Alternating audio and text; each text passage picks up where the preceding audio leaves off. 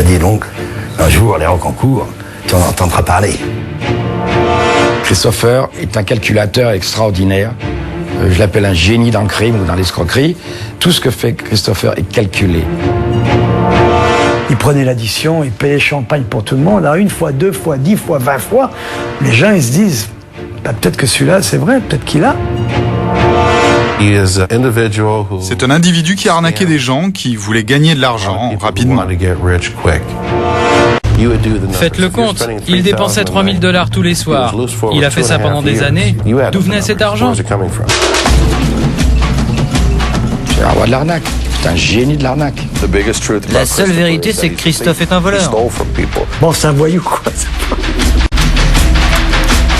Pour faire ce qu'il a fait, pour arriver à persuader les gens comme il a fait, et comment il a pu faire. Christopher ment comme il respire. Il ne sait pas parler sans mentir.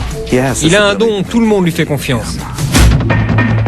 Tout ce qui l'intéressait, c'est d'être célèbre. Il veut à tout prix que personne n'oublie son nom. Il m'a dit donc, un jour, les Rocancourt, tu en entendras parler. À 25 ans seulement, Christophe Rocancourt est devenu l'escroc d'Hollywood, un playboy millionnaire, l'Arsène Lupin de la jet set. Secret d'actualité vous raconte comment ce jeune homme a l'air inoffensif des escrocs les plus célèbres aux États-Unis. Plus qu'un ami, Christophe Rocancourt a trouvé là un véritable bienfaiteur. Car l'homme qui l'accoste a de l'argent, des relations et va lui faire découvrir les fastes des soirées parisiennes. Rocancourt a suivi son mode de vie et lui a demandé est-ce que je peux vous accompagner, est-ce que je peux rencontrer vos amis, et petit à petit Rocancourt a découvert Paris. Le jeune garçon qui a rencontré Christophe dans le métro va lui apprendre les bonnes manières, va lui apprendre à s'habiller, va lui apprendre à parler correctement. Alors il lui apprend pas activement, mais il amène Christophe avec lui et Christophe va observer. Une des grandes qualités de Christophe, c'est de savoir observer, de regarder les autres et d'assimiler. Essayer de comprendre les règles du jeu, du milieu dans lequel il se trouve pour pouvoir lui-même se faire sa place. Rocancourt est grisé par cette nouvelle existence. Il en profite. Et c'est sans complexe qu'il vit au crochet de son mentor. Il a trouvé parfaitement naturel de rentrer dans les habits de cet ami, c'est-à-dire de prendre ses costumes, ses cravates, ses chaussures, ses amis, son carnet d'adresse, son téléphone. Pour lui, la vie est un immense supermarché et il n'y a qu'à se servir. Alors il me fait oui, je peux te payer, mais je peux pas te payer ici parce que l'argent est en Suisse.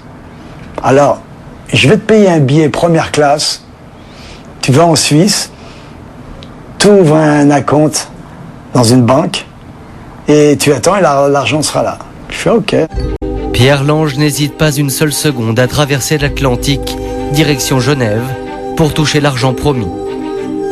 Mais ce qu'il ignore, c'est que Christophe Rocancourt lui a réservé d'autres surprises. J'attends 5 jours, 6 jours, 10 jours, 15 jours. Rien du tout. Alors je l'appelle, mais qu'est-ce qui se passe? Il me dit, va au Portugal, ouvre un compte là-bas et je t'envoie l'argent là-bas aussi. Et là-bas, je suis resté 1 mois et demi.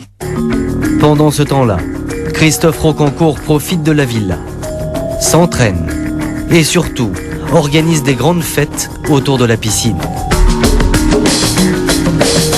Cette maison est pour lui le cadre idéal pour asseoir sa réputation usurpée de champion à qui tout réussit. Il faisait croire à tout le monde que c'était sa maison. Et il mettait sa Ferrari devant qu'il avait louée ou une Porsche qu'il avait louée. Mes photos que j'avais dans la maison, il repassait par ses photos et tout ça, et il disait que c'était sa maison, quoi. Donc tout était fait pour que tout le monde croie à la fin, que tout le monde y a cru d'ailleurs. Christophe Rocancourt a berné tout le monde et Pierre Lange le premier. Car l'argent promis pour l'achat de ses propriétés n'a évidemment jamais été versé. Et j'ai attendu. À la fin, j'ai eu un doute, vraiment un doute, qu'il se foutait de ma gueule. J'ai repris l'avion, je suis revenu vite fait à la maison à Bel-Air et bien sûr il était parti, il avait tout parti et plus de nouvelles de lui. Christopher est un calculateur extraordinaire. Je l'appelle un génie dans le crime ou dans l'escroquerie.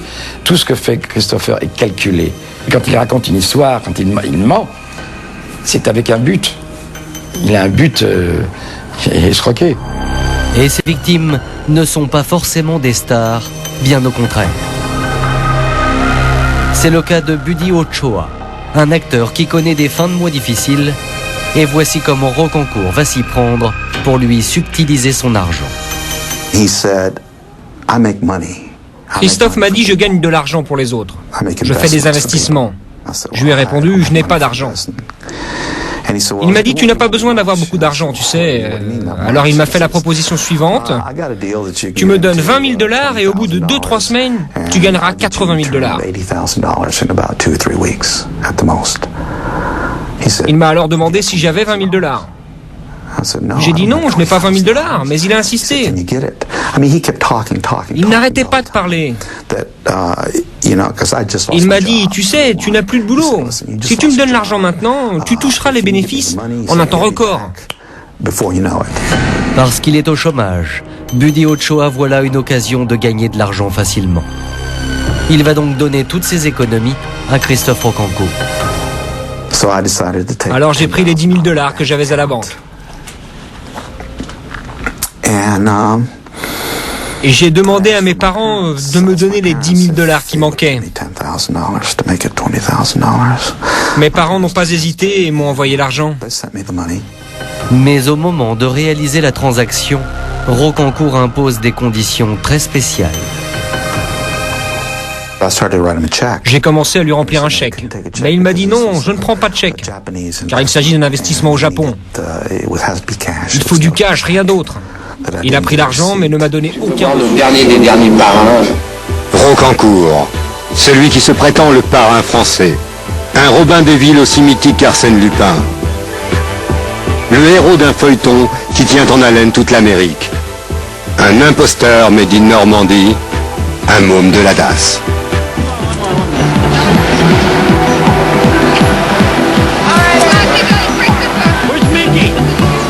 El Woody, un des célèbres paparazzi d'Hollywood. À l'époque, il attend systématiquement Christopher réclame son extradition. Dans le même temps, un studio lui proposerait 30 millions de francs pour les droits d'adaptation de sa vie au cinéma.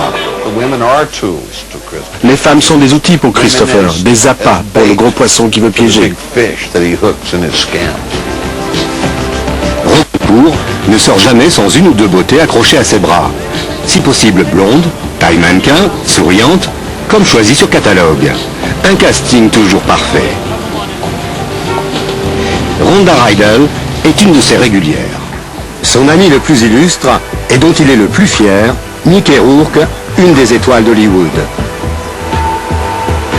Devant les caméras des paparazzi, le célèbre acteur et Christopher s'embrassent à la sortie d'une boîte de nuit. Sur commande, histoire de faire la une d'un des plus grands magazines homosexuels américains. Pour l'un comme pour l'autre, l'important, c'est qu'on parle d'eux.